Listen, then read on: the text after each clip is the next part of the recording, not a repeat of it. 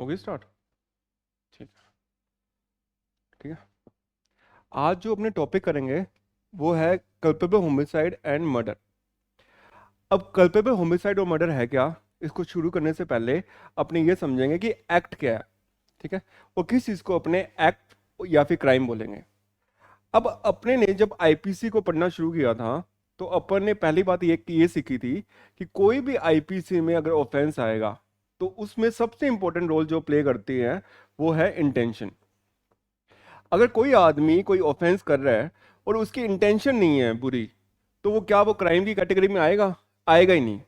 क्योंकि mala fide intention होगी plus में एक्ट होगा तभी क्राइम होगा, वरना क्राइम होएगा ही नहीं। ठीक है।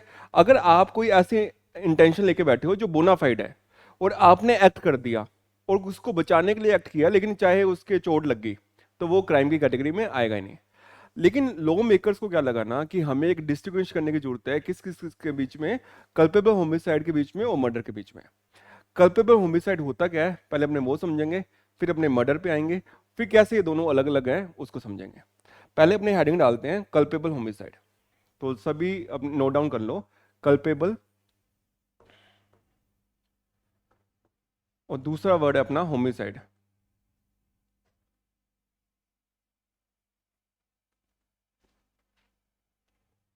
पहले अपने चलते हैं होमिसाइड के ऊपर।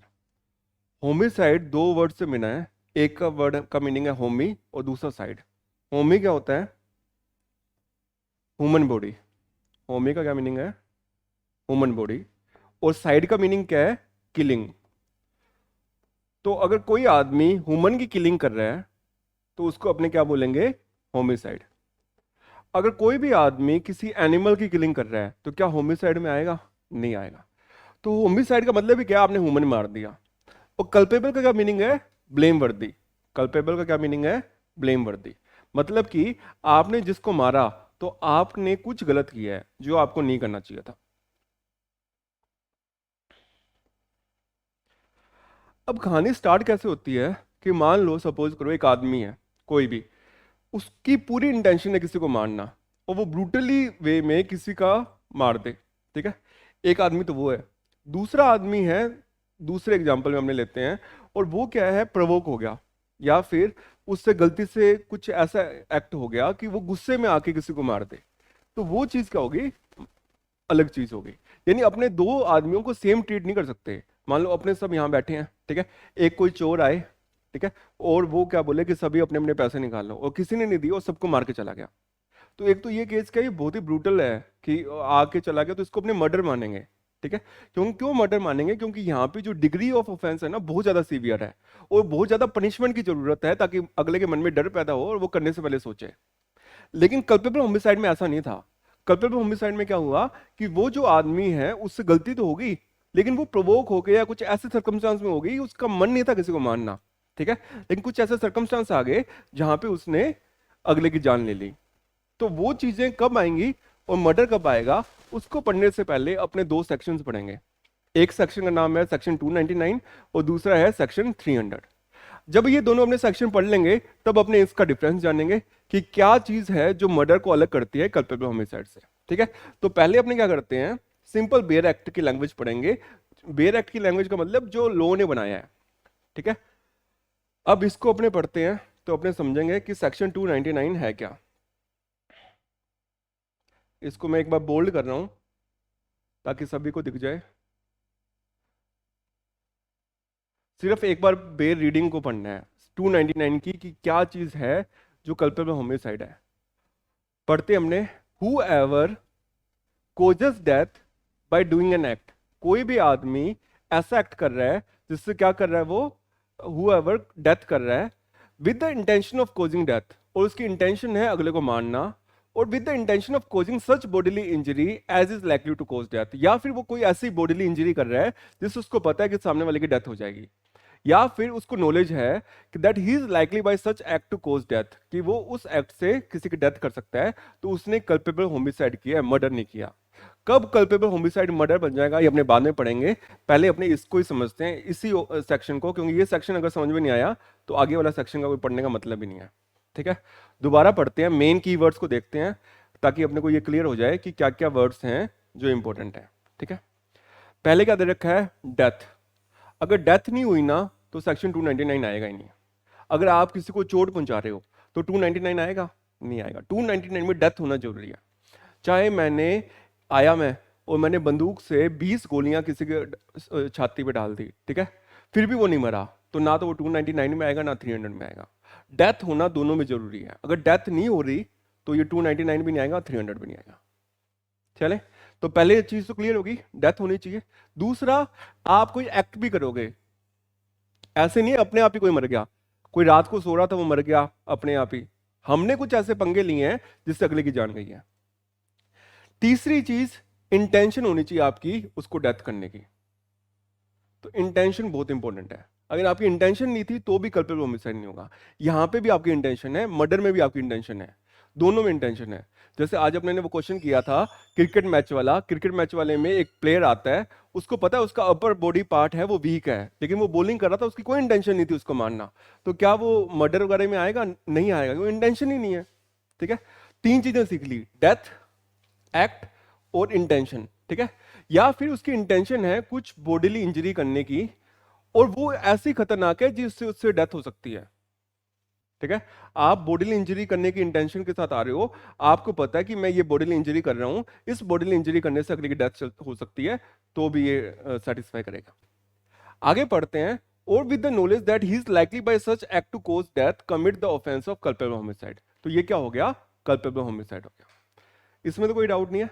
चलो पढ़ें अब आगे। अब अपने पढ़ते हैं इसका पहला ए पॉइंट।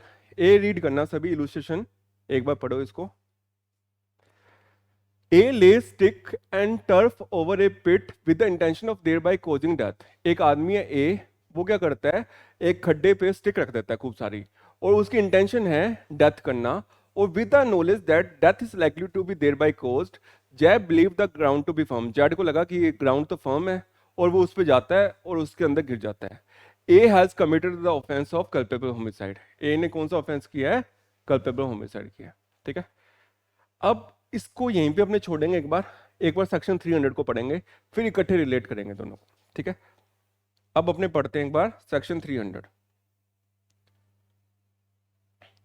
ये वाला अपने सेक्शन पढ़ लिया, अब सेक्शन 300 पढ़ेंगे, फिर समझेंगे दोनों में क्या फर्क है।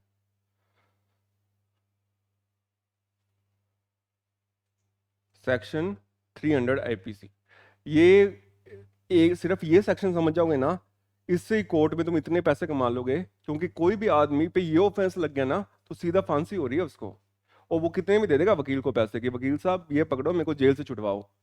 तो सिर्फ ये दो सेक्शन समझ गए ना ढंग से, तो इसी पे तुम्हारा घर चल जाएगा। ठीक है, अगर अच्छे से आ गया, अगर किसी को पता लग गया ना कि ये वकील ऐसा है कि इसका एक्सपर्ट है, तो मर्डर करने वाले तो कितने बैठे हैं, वो लाएंगे पैसे कि भाई हमें एक बार, क्योंकि फांसी हो रही है ना इसमें, अपने को सबसे ब्रूटल ऑफेंस है, तो इनमें अपने ने मास्टरी कर ली। अमेरिका में अभी भी ऐसे लोग हैं जो सिर्फ डाइवोर्स के मैटर डील करते हैं, उनको पता है कि डाइवोर्स से ही हम बहुत पैसे कमा लेंगे, और उसके एक्सपर्ट बनेंगे।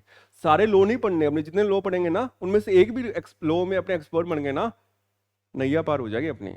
ठीक है, सारे में मास्टरी भी करने की जरूरत नहीं है, एक में भी कर ली तो भी। ठीक है, अब अपने पढ़ते हैं एक बार सेक्शन 300। ठीक है, इसको थोड़ा सा जूम करते हैं,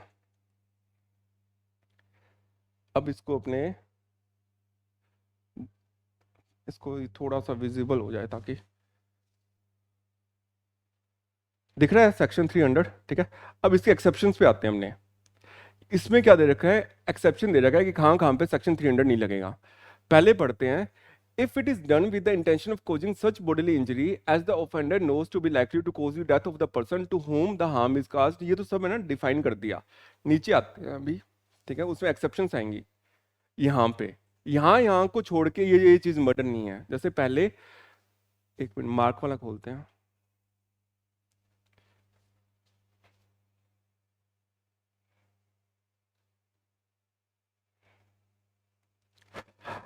पहली चीज क्या है, प्रोवोकेशन।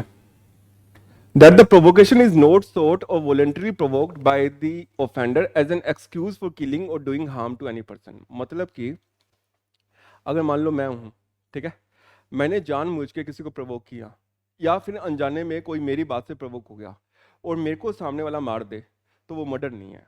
पहला एक्सेप्शन यही है, समझ में आया।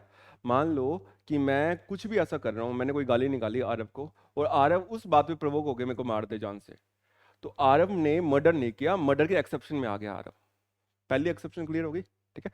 कोई भी आपको सडन ग्रेव कर रहा है ना, और आपके पास कूल डाउन का पीरियड का टाइम ही नहीं है, और आप अगले वाले को मार दो, तो आपने मर्डर नहीं किया। तो कभी भी अगर मान लो तुम वकील बन गए और किसी में मर्डर के चार्ज है, तो अपने को ढूंढना है एक्सेप्शन में कोई आ रहा है क्या कि अपने इसको पैसे, इसी बात को तो पैसे लेंगे ना अपने ने, कि हमने पढ़ रखा है भाई, हमको एक एक्सेप्शन पता है जिसमें तुमको फांसी नहीं होने देंगे, कम सजा होने देंगे, वो तो इसी में खुश है। एक रात भी जेल में काटना कितना औखा है, जो जाने वाला है उसको। अब सलमान खान की आंखों में आंसू आ जाते होंगे जब उसको पता है कि मेरे को मर्डर से एक बार निकाल लो और मेरे ड्राइवर को फंसा दो। मैं कितने पैसे दे रहा हूँ, ड्राइवर खुद कह रहा है कि मेरे को फंसा दो, क्योंकि ड्राइवर को पता है ना उसको भाईजान दे देंगे फिल्म के आधे पैसे, तो ही वो तो माला माल हो जाएगा। 20 करोड़ में कोई भी जेल चला जाए, ठीक है, मेरे को बोल दो आज 20 करोड़ मैं रह जाता हूँ एक महीना ठीक है, तो वही चीज है। लेकिन वो कोर्ट थोड़ी कर रहा है ना कि तुम्हारे बदले में वो दूसरे को भेज देंगे। सेकंड क्या बोलता है, that the provocation is not given by anything done in obedience to the law और by public servant in the lawful exercise of powers of such public servant. ये भी चीज ध्यान रखना, अगर कोई सरकारी आदमी तुम्हें प्रोवोक करे ना, तो तुम उसे मार दोगे तो ये डिफेंस नहीं मिलेगा। ऐसे पुलिस वाला है, पुलिस वाला तुम्हें कुछ बोल रहा है, ठीक है, तो तुम पुलिस वाले को नहीं मारोगे, तो तुम मर्डर में ही फंसोगे, ठीक है। अब जैसे अतीक अहमद वाला केस हुआ था यूपी में, वो पुलिस वाले जो हैं, अब जो गुंडा खड़ा है, पुलिस वाला चाहे उसको कितना ही कह रहा है कि चल जीप में बैठ ढंग से, और वो प्रवोक होकर मार दे पुलिस वाले को, तो ये नहीं कह सकता कि मैं तो प्रवोक हो गया था इसने मेरे को धमका दिया, ठीक है। पुलिस वालों पे रूल अप्लाई नहीं होगा, ठीक है। थर्डली क्या बोलता है,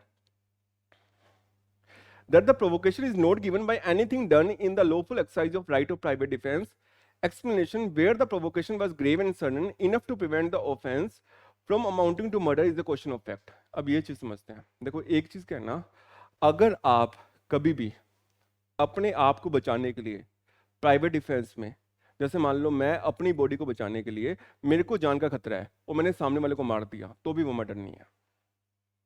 क्यों नहीं है? क्योंकि लॉ अपने को बोलता है कि आप बुजदिल नहीं हो, आपका काम क्या है कि सामने वाला अगर आपको मार रहा है तो आप बदले में वापस उसको मार दो, लेकिन रीजनेबल फोर्स अप्लाई करनी है। मम्मी ने चप्पल मारी, तुमने मर्डर कर दिया मम्मी का, वो गलत है, ठीक है।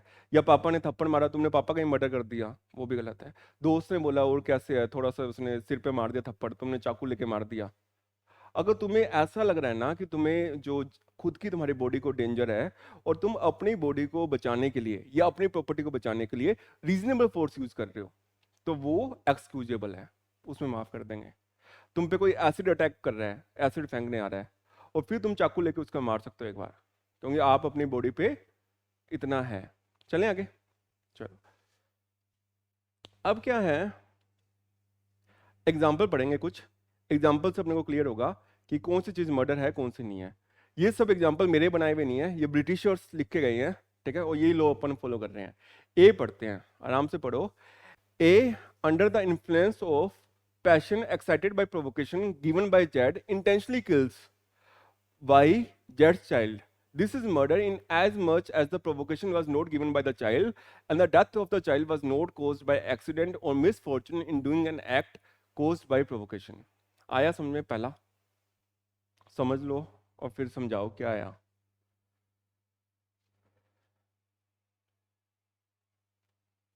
देखो ध्यान से समझो, ए था ना, इसको प्रवोक किया, किसने प्रवोक किया? जेड ने।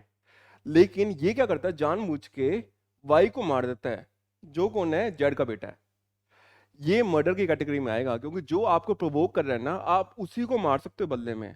आप उसके भाई बेटे को मार रहे हो ना, तो आप मर्डर कर रहे हो।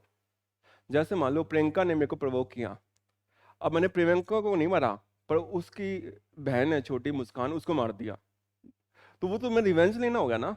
तो अगर ऐसा क्वेश्चन क्लैट में आ जाए कि कोई आपको प्रोवोक कर रहा है, ठीक है, और आप उसके भाई बेटे माँ उसको मार दो, तो भी आप मर्डर कर रहे हो। याद रहेगा ये चीज, एग्जामिनर बस नाम बदल देगा, राम श्याम हर्षिता ये कर देगा, ठीक है।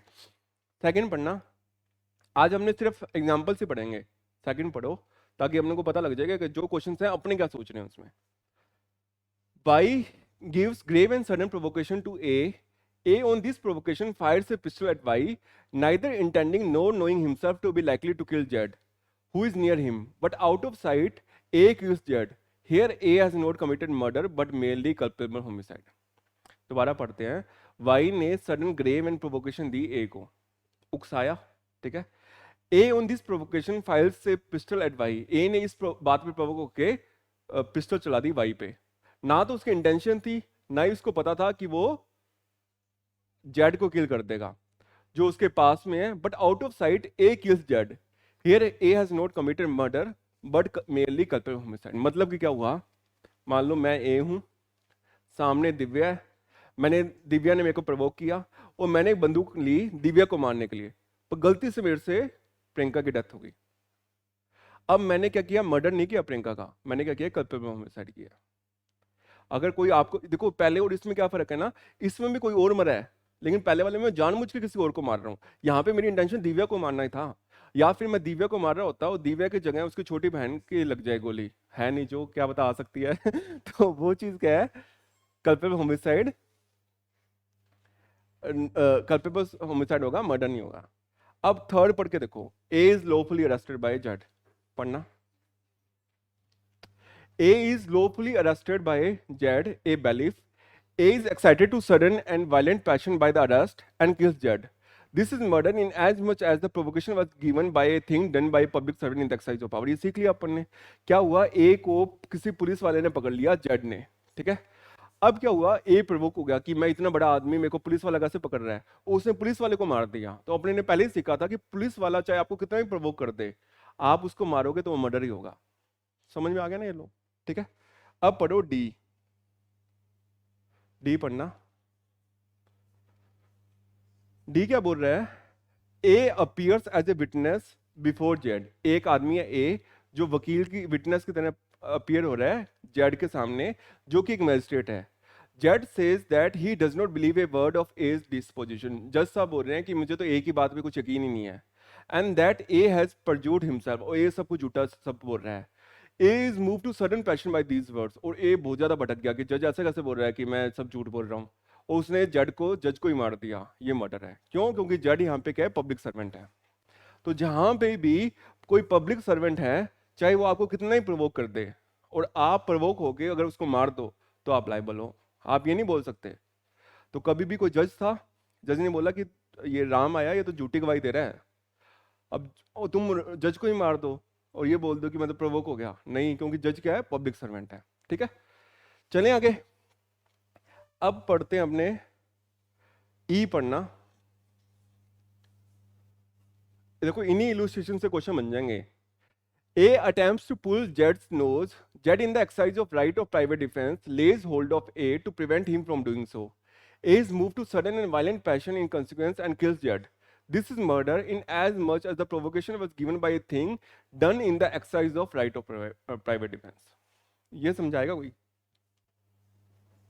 A क्या कर रहा है, खुद ही पंगे ले रहा है ना पहले, ठीक है।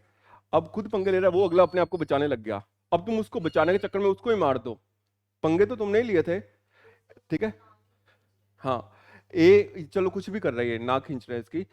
इन the exercise of right of private defence lays hold of A, वो ए को नीचे गिरा देता है कि भाई अपने आप को बचाने के लिए, ताकि वो ये ना करे। क्यों कर रहा है किसी की बॉडी को टच बिना बात? A is move to sudden and violent passion, और उससे उसको बहुत गुस्सा आ गया कि मेरे को नीचे गिरा दिया इसने, ठीक है। और उसको मार देता है जेड को। भाई तुमने पहले पंगे लिए थे ना अगले की बॉडी पे। मान लो मुस्कान है बैठी है, प्रियंका उसके कंधे पे हाथ रख दे, अब ये इसको हटाने के लिए करे प्रियंका को कि भाई तू मेरे कंधे पे हाथ मत रख। अब इस बात पे प्रियंका को गुस्सा आ जाए, प्रियंका इसको नीचे गिरा दे, और फिर ये तुमने क्यों किए पहले ही शुरू में, ठीक है। तुम खुद चल के पंगे ले रहे हो और फिर बाद में इसका डिफेंस ले रहे हो, वो गलत है। चलें आगे। अब करते हैं अपने एक्सेप्शन नंबर 2, ठीक है। Culpable homicide is not murder if the offender, in the exercise in good faith of the right of private defense of person or property, exceeds the power given to him by law and causes the death of the person against whom is exercising such right of defense without premeditation and without any intention of doing more harm than is necessary for the purpose of such defense. हमने जब IPC का chapter पढ़ा था जिसमें अपने ने general defence सीखा था, तो हमने एक बात सीखी थी, कोई भी आदमी अगर मुझे इंजर कर रहा है या मुझे मारने की कोशिश कर रहा है तो मेरे पास प्राइवेट डिफेंस है कि मैं यूज करूंगा। अगर मैं रीजनेबल प्राइवेट डिफेंस यूज कर रहा हूँ ना तो कोई ऑफेंस नहीं है। लेकिन अगर मैंने प्राइवेट डिफेंस एक्सीड कर दी और सामने वाले का मर्डर कर दिया तो वो एक्सेप्शन में आ जाएगा, ठीक है। जैसे मान लो अब ओजस बैठा है और आरव बैठा है, ठीक है। अब यहाँ पे कोई चोर आ जाए, वो बेचारा चोरी करने आया था, ठीक है। अब इसने क्या लिया, चाकू लिया और गला ही काट दिया उसका। अभी तो बहुत ज्यादा कर दिया ना तुमने, चोरी करने आया था, कितनी सजा थी उसकी, 3 साल की, गला ही काट दिया, ठीक है उसका, तो तुमने एक्सीड कर दी, तो तुमने culpable homicide not amounting to murder कर दिया, क्योंकि अल्टीमेटली किसके पास है राइट, लॉ के पास राइट है कि वो तुम सजा देगा, तुम क्यों दे रहे हो अगले को। हाँ तुम रीजनेबल यूज करो, स्टिक उठा के मार देते। चले एग्जाम्पल पढ़े, एग्जाम्पल कहाँ है इसका, ये वाला, यहां से पढ़ना इलुस्ट्रेशन जेड वाली। क्या बोलता है, इलुस्ट्रेशन दे रखी है, जेड अटेम्प्ट्स टू हॉर्सविप ए। हॉर्सविप क्या होता है, घोड़े से गिराना नीचे क्या, चाबुक मारना। चलो, जेड अटेम्प्ट करता है उसको मारने की, not in such manner as to cause grievous hurt to A, लेकिन उसका कोई इरादा नहीं था कि ग्रीवियस हर्ट करे। A draws out a pistol, A ने पिस्टल निकाल ली। Z persist in the assault, Z रोकता है उसको। A believing good faith that he can by no other means prevent himself from being horsewhipped, shoots Z dead. he has not committed murder but only culpable homicide, मतलब कि जैसे दो जने हैं, एक जना उसको मार रहा था, ठीक है, चाबुक मार रहा है या कुछ ऐसा मार रहा है, और दूसरे वाले को लग रहा है कि मेरे पास कोई ऑप्शन ही नहीं अपने आप को बचाने का, और वो उसको गोली से मार दे।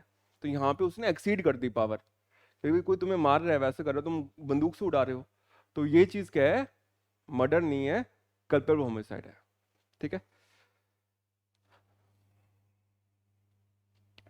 अब अपने क्या करते हैं ना, फटाफट से एक बार अपने उस पे आते हैं, नोट पे, और इसको सम अप करते हैं। देखो क्या चीज है, अपने ने क्या सीखा कि दो ऑफेंस हैं, देखा दोनों के दोनों गलत हैं। एक तो हो गया कल्पेबल होमिसाइड,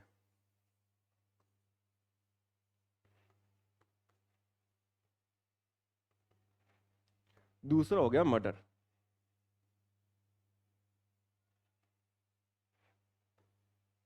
दोनों में ह्यूमन की डेथ हो रही है, इसमें भी डेथ हो रही है और इसमें भी।